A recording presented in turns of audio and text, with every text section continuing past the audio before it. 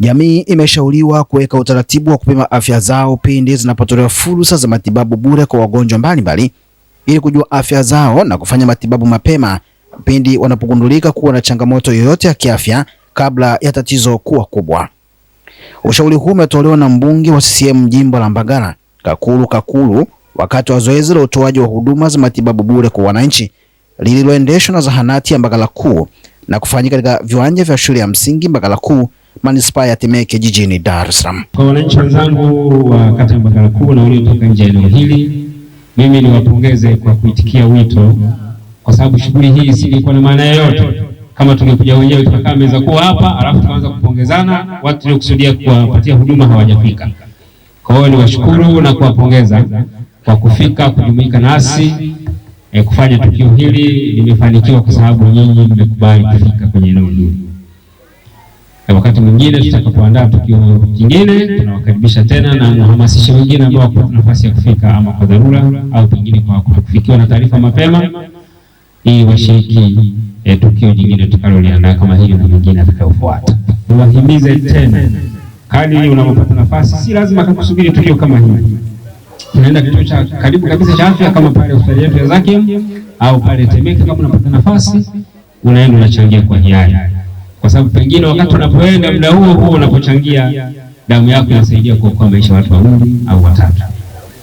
Kwa hiyo tuhimize tena hadi mtakapopata nafasi, bila hata kusubiri matukio ya namna hii, tujiongee tuende tukachangie damu.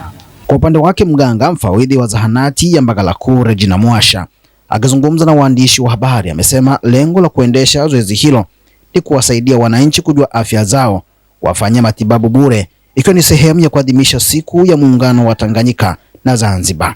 Tumeandaa tukio hili kwa wananchi wote kuja kufanya vipimo bure, na vipimo tulivyofanikiwa kuvifanya hapa ni pamoja na kupima TB, yani kifua kikuu, kupima magonjwa yanayoambukiza, yasioambukiza kama vile kisukari na presha, pamoja na kupima uzito na urefu, lakini pia tumepima macho na tumeweza kufanya uhamasishaji kwa wananchi wote kuweza kutoa damu salama, kwa sababu hilo hasa ndio lengo, kwa sababu tunawalenga zaidi wamama wajawazito pindi wanapokwenda hospitalini kujifungua, wanapoteza damu nyingi sana, na wale ambao wahanga wa ajali za barabarani na makundi mengineyo mengi ambao wanahitaji damu.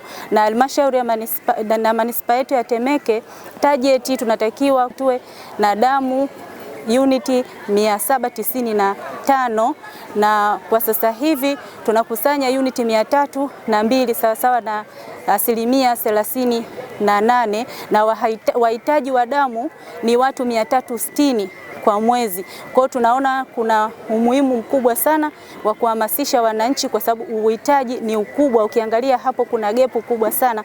Kwa hiyo tumehamasisha wananchi, wamejitokeza kwa wingi sana. Tunashukuru sana, vijana wamejitokeza kwa wingi, wakina mama na wanaume wote wamejitokeza kuweza kutoa damu, na nashauri serikali hii iwe ni mambo ambayo yanafanyika kila sehemu, kwa sababu ni damu kama damu haiuzwi. Ni sisi wenyewe wanadamu tunatakiwa tuchangie lengo kuweza kuwafikia wale wahitaji. Lakini pia kwenye ishu ya vipimo, hasa vipimo vya magonjwa yasiyoambukiza, hapo tunalenga, tumesema kwamba sukari, presha, magonjwa ya macho yanasababisha gharama kubwa sana kwa matibabu kwa serikali na kwa wananchi pia.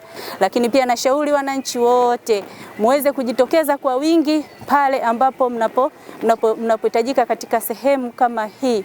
Mnatakiwa kujua afya yenu mapema sana.